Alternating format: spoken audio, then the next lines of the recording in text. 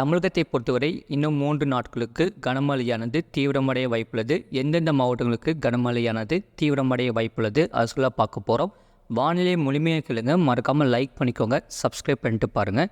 தென் தமிழகத்தில் வடகிழக்கு பருவமழை தீவிரமாகியுள்ளது.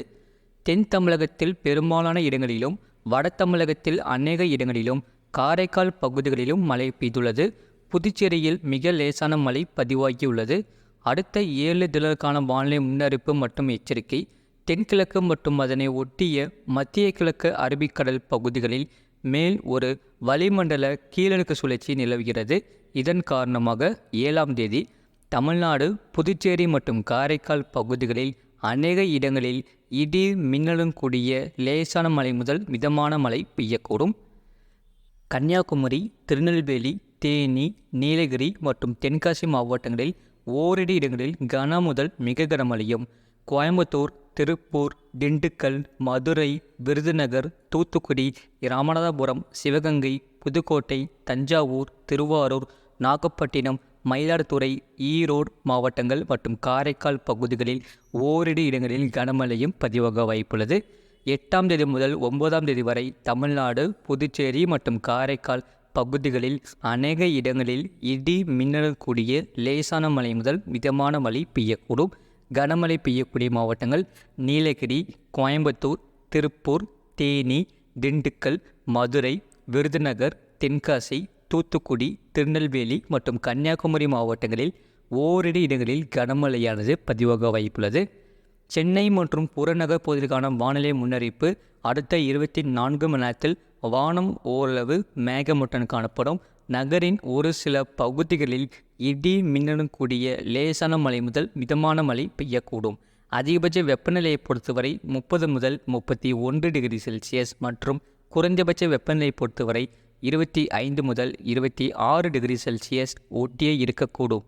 மீனவர்களுக்கான எச்சரிக்கை. அரபிக்கடல் பகுதிகளில் 7ஆம் தேதி தென்கிழக்கு அரபிக்கடல் பகுதிகள் மற்றும் அதனை ஒட்டிய லட்சத்தீவு பகுதிகளில் சூறாவளி காற்று மணிக்கு 40 முதல் 45 கிலோமீட்டர் வேகத்திலும் இடையிடையே 55 கிலோமீட்டர் வேகத்திலும் வீசக்கூடும்.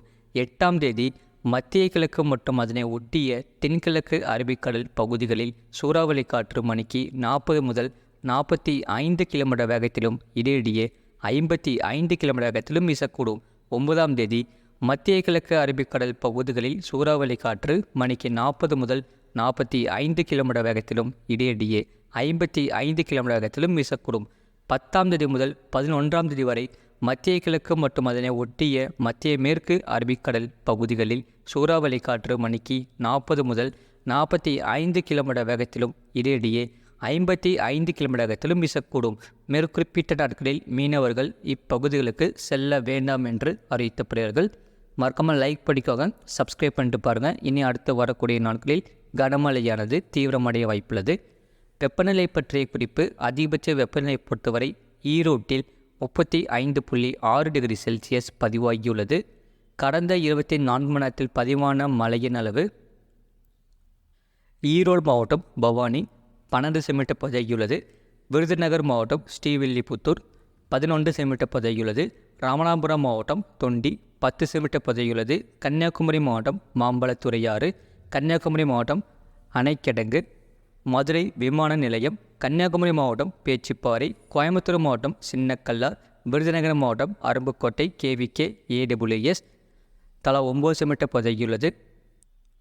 ஈரோடு மாவட்டம் கவுண்டப்பாடி, கன்னியாகுமரி மாவட்டம் கோழிப்போர்விலை, தூத்துக்குடி மாவட்டம் கோவில்பட்டி, திருநெல்வேலி மாவட்டம் சேரன் மகாதேவி தலா 8 சென்டிமீட்டர் பதிவாகியுள்ளது.